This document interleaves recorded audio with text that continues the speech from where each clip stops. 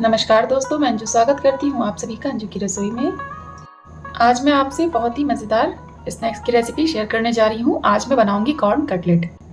Corn cutlet बनाने के लिए यहाँ पर मैंने कॉर्न का इस्तेमाल किया है, जिसे मैंने 2 टुकड़ों में कट कर लिया है। अब हम चाकू की मदद से इसके सारे दाने निकाल देंगे। आप चाहे तो मार्केट का स्वीट कॉर्न भी इस्तेमाल कर सकते हैं कटलेट बनाने के लिए। आप देख सकते हैं सभी दानों को मैंने अच्छे से निकाल लिया है। अब इसे हम एक बार अच्छे से वॉश कर लेते हैं।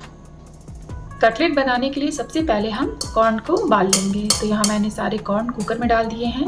लगभग 1 गिलास तक पानी डाल देंगे हम इसमें। पानी हमें ज़्यादा नहीं डालना है, कॉर्न से थोड़ा सा ज़्यादा डालना है। अब आधा चम्मच नमक डाल देंगे ताकि नमक का स्वाद जो है वो कॉर्न में अच्छे से मिक्स हो जाए। कुकर का ढक्कन लगा देंगे और 3 सीटी आने तक हम इसे धीमी आंच पे पका लेंगे। कॉर्न आप देख सकते हैं अच्छे से उबल चुका है। तो चलिए इसका एक दरदरा हम पेस्ट तैयार कर लेते हैं। कॉर्न को मैंने जार में डाल के अच्छे से पेस्ट बना लिया है। बहुत ही महीन नहीं करना है, थोड़ा सा दरदरा ही रखना है ताकि जब हम खाएं तो हमें कॉर्न का पूरा स्वाद मिले। तो चलिए इसको और भी मज़ेदार बनाने के लिए इसमें हम कुछ चीज़ें मिक्स कर लें। यहाँ पर मैंने 2 उबले आलू का इस्तेमाल किया है। आलू को मैंने पहले से ही उबाल के कद्दूकस की मदद से मैश कर लिया है। तो इसको हम इसमें डाल देंगे। कटलेट को हेल्दी बनाने के लिए यहाँ पर मैंने हरी शिमला मिर्च का इस्तेमाल किया है। मैंने यहाँ पर लगभग आधा पीस शिमला मिर्च कट किया है छोटे छोटे टुकड़ों में। इसे भी हम इसमें डाल देंगे। साथ ही मैंने यहाँ पर 1 गाजर को कद्दूकस किया है महीन कद्दूकस से। इसे भी हम इसमें मिक्स कर लेंगे। साथ ही मैंने यहाँ पर 1 बड़ा चम्मच चावल के आटे का इस्तेमाल किया है ताकि जो कटलेट है वो थोड़े से करारे और कुरकुरे बने। साथ ही मैंने कटलेट में बाइंडिंग के लिए 2 बड़े चम्मच बेसन का इस्तेमाल किया है। तो चलिए इसका स्वाद और बढ़ाने के लिए हम यहाँ पर थोड़े से मसाले इस्तेमाल कर लेते हैं। सबसे पहले हम यहाँ पर डालेंगे आधा चम्मच हल्दी पाउडर। हल्दी पाउडर का इस्तेमाल सिर्फ हमें कलर लाने के लिए करना है, तो सिर्फ आप आधी चम्मच हल्दी पाउडर का इस्तेमाल करें। साथ ही हम यहाँ पर स्वाद अनुसार नमक डाल देंगे। लगभग यहाँ पर मैंने 1 चम्मच नमक का इस्तेमाल किया है। थोड़े से मसाले डाल देंगे। तो यहाँ पर मैंने 1 छोटी चम्मच गरम मसाले पाउडर का इस्तेमाल किया है। लगभग 1 छोटा चम्मच धनिया पाउडर भी हम इसमें डाल देंगे। अब इसे थोड़ा तीखा बना लेते हैं। तो यहाँ पर मैंने 3 कटी हुई हरी मिर्च का इस्तेमाल किया है। आप चाहें तो मिर्च पाउडर का भी इस्तेमाल कर सकते हैं, पर हरी मिर्च डालने से इसका स्वाद ज़्यादा अच्छा आएगा। साथ ही हमें इसमें 1 चम्मच कद्दूकस करके अदरक डालना है। अदरक से भी इसमें काफ़ी अच्छा फ्लेवर आता है, तो आप अदरक स्किप ना करें। थोड़ी सी कटी हुई हरी धनिया डाल देंगे हम इसमें। आप जब भी कॉर्न कटलेट बनाएं चुटकी भर हींग जरूर इस्तेमाल करें। कॉर्न कटलेट को थोड़ा सा खट्टा मीठा बनाने के लिए यहाँ पर मैंने आधा कटा हुआ नींबू का इस्तेमाल किया है। तो यहाँ पर मैं इसमें आधा कटा हुआ नींबू का रस डालूंगी।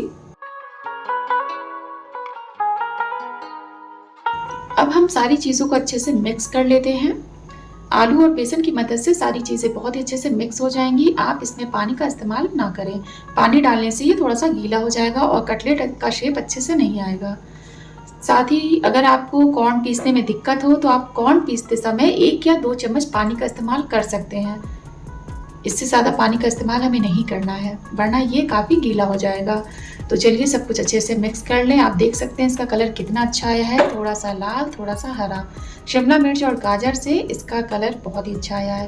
तो यहाँ पर मैंने थोड़ा सा रिफाइंड ऑयल का इस्तेमाल किया है। उसे अपने हथेली पे लगा लूँगी और अच्छे से अपने पूरे हाथों में अच्छे से मिक्स कर लेंगे।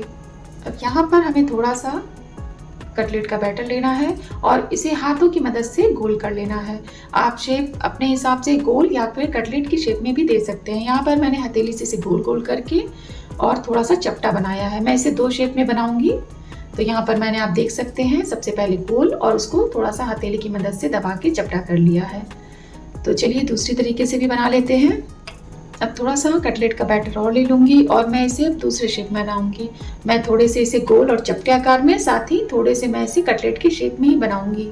2 तरीके से मैं इसे कटलेट बना के आपको आज दिखाऊँगी। तो इसे हम ऐसे हथौली की मदद से गोल कर लेंगे। आप देख सकते हैं बिल्कुल कटलेट की शेप में मैंने कर लिया है। लोई आप छोटा या बड़ा अपने हिसाब से कर सकते हैं। तो इस तरह से हम थोड़े से कटलेट की शेप में भी बना लेते हैं। आप देख सकते हैं दोस्तों कटलेट को मैंने बहुत अच्छे शेप में दिया है। एक तो मैंने कटलेट ही बनाया है और दूसरा मैंने गोल करके थोड़ा सा चपटा बना दिया है टिक्की टाइप में। आप किसी भी तरह से बना सकते हैं। तो चलिए इसके लिए हम कोटिंग तैयार कर लेते हैं। कोटिंग के लिए आप देख सकते हैं यहाँ पर मैंने नूडल्स का इस्तेमाल किया है, मैंने नॉर्मल मैगी का इस्तेमाल किया है, साथ ही मैंने थोड़ी सी सूजी का भी इस्तेमाल किया है।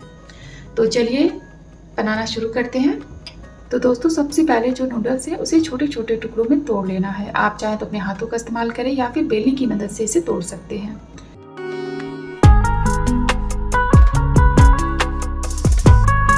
तो नूडल्स को मैंने छोटे छोटे टुकड़ों में तोड़ लिया है। कटलेट ले लूँगी एक गोल शेप वाला, जिसे मैंने टिक्की के शेप में बनाया है। अब उसे अच्छे से कोट कर लूँगी। आपको थोड़ा सा ये अलग लगेगा खाने में, नूडल से काफ़ी अच्छा स्वाद आता है और नूडल से जो कटलेट है वो काफ़ी क्रंची बनता है। आपके बच्चों को ये बहुत पसंद आएगा। इस तरह से आप 2 तरीके का कटलेट बना सकते हैं, देखने में भी अच्छे लगेंगे। साथ ही आप इसे बच्चों के लंच बॉक्स में भी दे सकते हैं। इस कटलेट को आप फ्रीज़र में स्टोर करके रख सकते हैं और सुबह फ्राई करके दे सकते हैं।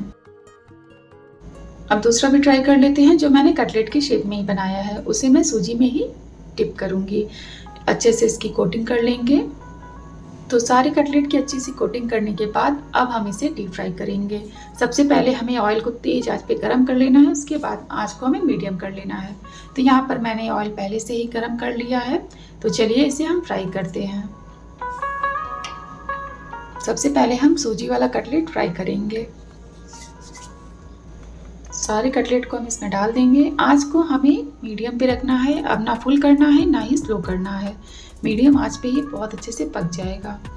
और इसको हम हल्के हल्के हाथों से चलाते रहें ताकि कटलेट चारों तरफ से अच्छे से फ्राई हो जाए।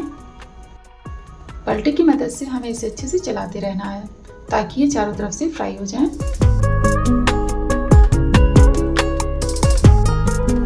दोस्तों आप देख सकते हैं सारे कटलेट का जो कलर है वो बिल्कुल चेंज हो गया है, बिल्कुल ब्राउन हो गया है वो, यानी हमारे कटलेट जो है वो बहुत ही अच्छे से फ्राई हो चुके हैं।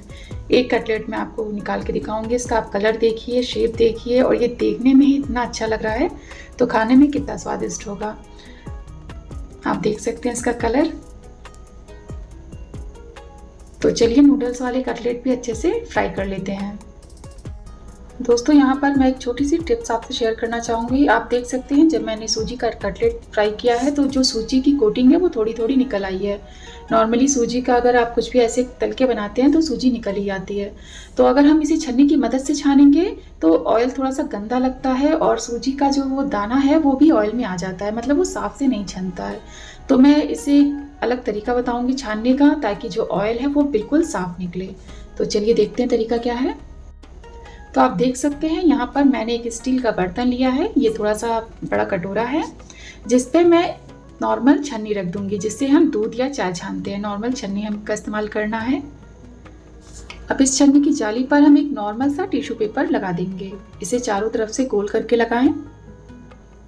अब इस तरह से हमें टिश्यू पेपर को लगा देना है। उसके बाद जो मैंने कटलेट का ऑयल था जिसमें सूजी मिक्स हो गई है, आप देख सकें कितनी सारी सूजी है, तो इस ऑयल को हम इसमें छान देंगे। डायरेक्ट छन्नी में ना छाने, टिश्यू पेपर का इस्तेमाल करें। आपको ये टिप्स बहुत ही पसंद आएगी, बहुत यूज़फुल है। आप कभी भी घर में पकौड़ी भी बनाएं या फिर कोई भी ऐसी चीज़ बनाएं जिसके टुकड़े ऑयल में रह जाते हैं, तो इसी तरह से आप छानें, ऑयल बिल्कुल साफ निकलेगा। तो ये छोटी सी टिप्स है मेरी तरफ से आपके लिए। दोस्तों आप देख सकते हैं छन्नी से जो सारा ऑयल है वो अच्छे से निकल चुका है। तो चलिए देखते हैं। आप देख सकते हैं कटोरे में कितना साफ ऑयल है। आप इसे दोबारा भी इस्तेमाल कर सकते हैं। आपको इसमें एक भी सूजी के दाने बिल्कुल नहीं मिलेंगे। दोस्तों यहाँ पर ऑयल गर्म हो चुका है। आंच को हम मीडियम कर लेंगे और सारे नूडल्स वाले कटलेट एक एक कर इसमें डालकर फ्राई कर लेंगे। आंच को हमें मीडियम ही रखना है।